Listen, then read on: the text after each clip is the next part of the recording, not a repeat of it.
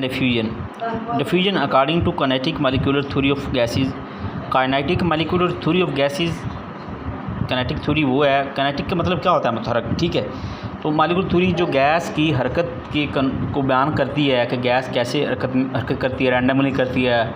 Ideal gas की उसकी बताती है कि वो कैसे प्रेशर लगाती है वाल्व पर, सिलेंडर पर, जिसमें वो थ्योरी जो है ना, वो उसको काइनेटिक मॉलिक्यूलर थ्योरी कहते हैं। The molecules of gases move haphazardly, को रैंडमली मूव करते हैं। हैपहज़र्डली से रैंडमली है, बेतरतीबी से।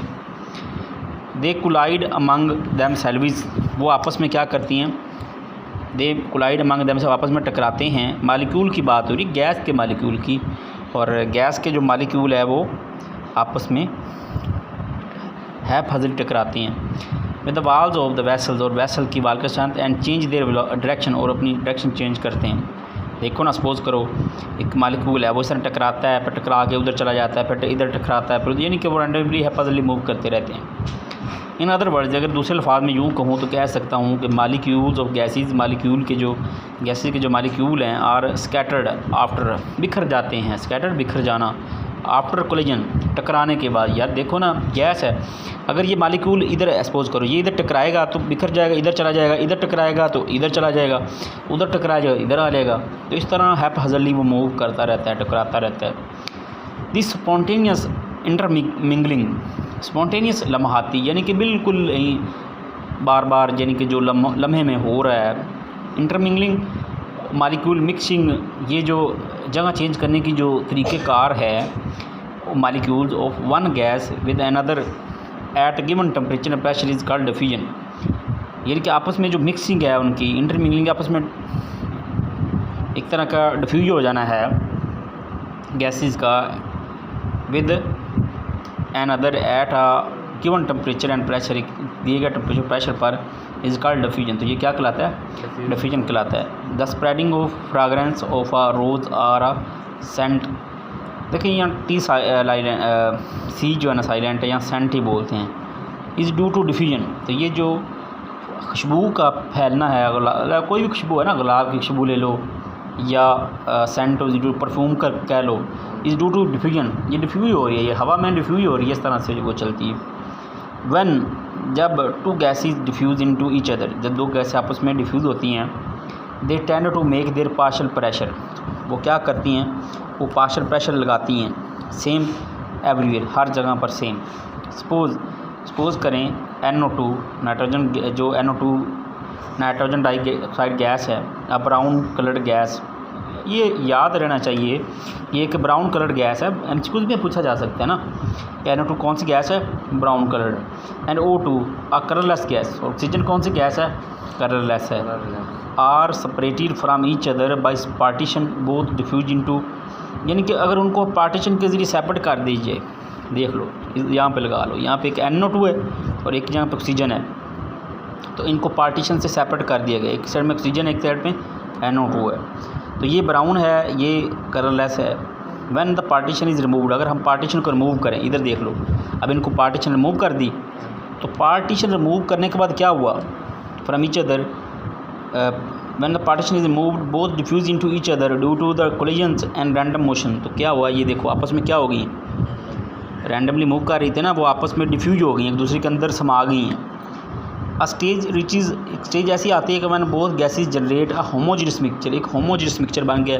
देखो यहाँ पे को पता चल रहा है कि कौन सी ऑक्सीजन है, कौन सी नाइट्रोजन डाइऑक्साइड है, तो ये एक होमोजेनस मिक्सचर बना देती हैं। And partial pressure of both are uniform, और पार्शियल प्रेशर इन दोनों का जो है वो क्या यूनिफॉर्म है throughout the mixture. Overall mixture का जो पार्शियल प्रेशर है वो यूनिफॉर्म है, हर जगह पे देख लो। जब गैसेज सेम हो गए ना, होमोजेनस मिक्सचर जो बना दिया, तो वो उनका पार्शियल प्रेशर सेम हो जाएगा। डिफ्यूजन की बात करो तो देखें, डिफ्यूजन की ये डेफिनेशन होगी कि spontaneous intermixing of molecule one with another, ठीक है, at given temperature and pressure is called diffusion. ये पता हो, नाइट्रोजन डाइऑक्साइड की और ऑक्सीजन वाली ये मिसाल दे दो, सही होगा। अब फ्यूजन की बात करें, the fusion of gas is it's movement, ये क्या है, उसकी हरकत है, through an extremely small opening, एक छोटे सुराख से, और मालिकुलर साइज़, यानी कि जिसका साइज़ मालिक्यूल के साइज़ जितना ही है, into region of low pressure, low pressure से, यानी कि हाई प्रेशर से लो प्रेशर की तरफ, this spreading of molecules is not due to collision, ये को टकराने की वजह से नहीं है। तो भाई ये तो सुराख की बात हो रही है ना कि एक छोटे सुराख से जो कि मालिकुलर साइज़ का सुराख है उससे गैस का मसला देख लो, ये एक मालिक्यूल जैसे सुराख है, होल है, तो उसमें से गैसें इफ्यूज़ कर रही हैं कहाँ से, हाई प्रेशर वाले एरिया से लो प्रेशर वाले की तरफ। तो this spreading of molecule is not due to collision but due to their tendency to escape one by one. तो ये जो टेंडेंसी है जो स्केप हो रही है, निकल रही हैं, इन फैक्ट दर हकीकत the molecule of gas keep on colliding with the wall of the vessel. तो जो मालिक्यूल हैं गैस के वो कोलाइडिंग जारी रखते हैं with the walls of vessel की जो वाल हैं यानी कि कंटेनर की जो वाल्स हैं, दीवारें जो हैं। व्हेन अ मालिक्यूल, जब एक molecule approach is just in front of the opening it, जैसे ही वो ओपनिंग के सामने आता है तो क्या करते हैं, इधर the other portion of the vessel, तो ये दूसरे पोर्शन में दाखिल हो, यानी कि वो उस सुराख से निकल कर दूसरे पोर्शन में आ जाता है। क्यों आता है, क्योंकि इसकी गैस की टेंडेंसी है वो हायर प्रेशर से लो प्रेशर की तरफ आती है, जहाँ से भी उसे कोई सुराख मिल जाए, कोई होल मिल जाए, कोई मालिकुलर साइज़ की जगह मिल जाए इसे, तो वो इफ्यूज़ कर जाती है। This type of escape of molecule is called diffusion.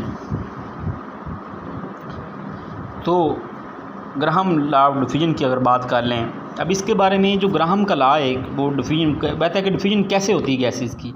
Graham के अकॉर्डिंग अगर हम बात करें तो थॉमसन ग्राहम 1805 से 1869 तक एन इंग्लिश साइंटिस्ट जो था found that rate of diffusion और fusion of gas is inversely proportional, यहाँ से हाथ रखो, is inversely proportional to the square root of density. वो कहता है कि फ्यूजन ऑफ रेट जो है डिफ्यूजन का या फ्यूजन का गैस इन्वर्सली प्रोपोर्शनल है किसके, स्क्वायर रूट ऑफ डेंसिटी का square root at a constant temperature and pressure. भाई टेम्परेचर और प्रेशर को कांस्टेंट कर दो, at constant temperature pressure. Rate of diffusion क्या है, इन्वर्सली प्रोपोर्शनल है, यानी कि जो डी की डेंसिटी है ना उसका जो स्क्वायर रूट है डेंसिटी का स्क्वायर रूट के इन्वर्सली प्रोपोर्शनल है। तो रेट ऑफ डिफ्यूजन हमने के को बतौर कांस्टेंट इस्तेमाल किया तो के ऊपर ही आएगा, ठीक है। अब अगर हम रेट ऑफ डिफ्यूजन में के को साइड अप करें तो ये जो डी नीचे है ये उस साइड पर जाके क्या है, ज़रब खा जाएगा, इधर तकसीम और उधर जाके मल्टीप्लाई हो गया। के को साइड पर करें, अब रेट ऑफ डिफ्यूजन को हम यूँ भी लिख सकते हैं सिर्फ रेट ज़रब डी की स्क्वायर रूट। यहाँ पर डी क्या है, डी यहाँ पे क्या है, हाँ डेंसिटी है, ठीक है ना, याद रखना करें, छोटी छोटी बातें जो होती हैं ना वो ध्यान में रखा करें।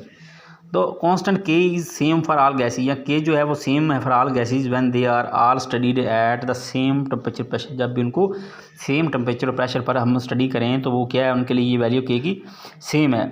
लेट अस हैव वो टू गैसेज, हम दो गैसें लेते हैं, कौन कौन सी, एक ए है और एक को दो का नाम सपोज कर रहे हैं ना, सपोज वैल्यू है। Having rates of diffusion as R1, हम उनके रेट को R1 और R2 का नाम देते हैं। एक को हमने R1 का नाम दे लिया, एक को R2 को, दो गैस है ना, एक A1 एक 2 है, एंड डेंसिटीज़, और एक की डेंसिटी को D1 नाम दे लो और एक को D2 नाम दे लो रिस्पेक्टिवली।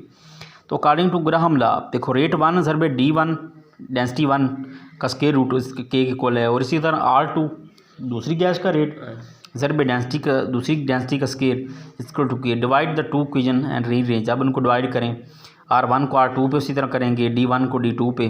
तुम्हारे पास क्योंकि देखो ना के सेम है ना, तो हम इनको बराबर रखें तो वो एक दूसरे के नंबर से यानी कि डिवाइड हो जाएंगी। Since the density of a given gas is directly proportional to the molecular mass, density जो है ना वो given gas is directly proportional to molecular mass, यानी कि जिसका मॉलिक्यूलर मास जितना ज़्यादा है उसकी डेंसिटी उतनी ज़्यादा होगी। Graham law of diffusion can also be written as R1 over R2 M2 over M1। इधर बात ज़रा समझने की है, देखो उसने ऊपर बात की कि density of a gas is directly proportional to the its molecular mass, लेकिन मास के अगर R1 की बात करें तो M1 को ऊपर होना चाहिए था, लेकिन इन्वर्सली प्रोपोर्शनल किसके है, M1 के स्क्वायर रूट के, यानी कि ओवरऑल देखो हम यूँ कह सकते हैं कि जो R1 है वो इन्वर्सली प्रोपोर्शनल है 1 ओवर M1। बात की समझ आ रही है, यानी कि मास कल्ले मास की बात करें, ये मालिकुलर मास का स्क्वायर रूट है, तो उनका जो स्क्वायर रूट है उसके क्या है, इन्वर्सली प्रोपोर्शनल है। तो where m1 and m2 are the molar masses of gases.